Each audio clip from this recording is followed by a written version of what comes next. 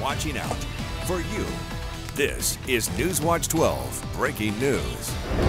Breaking news to start the hour. The jury has found Zuberi guilty on all counts in his kidnapping and rape case. You saw it first on 12. Thank you for tuning in to NewsWatch 12 at 5. I'm Tim Quidadamo. And I'm Haley Gravitt. NewsWatch 12's Jerry Howard joining us live at the courthouse where he has been in court every day following this trial. Jerry, what can you tell us?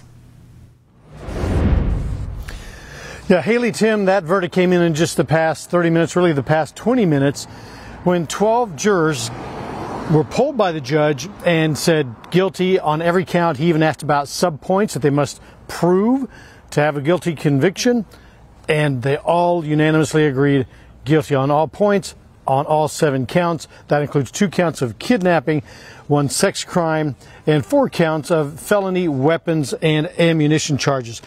Now, though the verdict comes after closing arguments today, and during the closing arguments, the defense said it had a mountain of evidence against Zuberi, 30-year-old Klamath Falls man, again accused of kidnapping, sex, and weapons charges.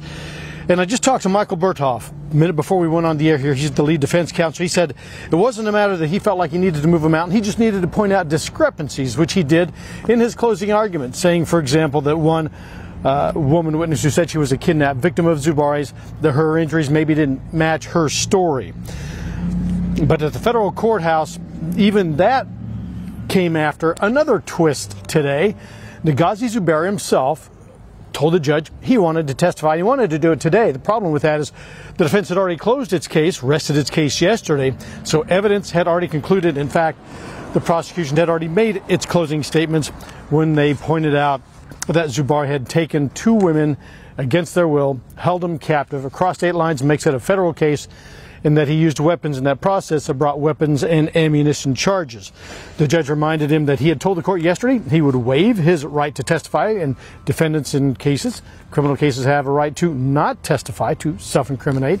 It's up to the government to entirely prove the case. The burden of proof is completely on the government. In this case, and this night, this day, the jury says the government did just that and proved its case. Now, Zuberi was in court in a white shirt and blue pants today. He was also wearing handcuffs and leg shackles, which are 2 items that prosecutors say he used against the women to remove their freedoms and violate their bodies.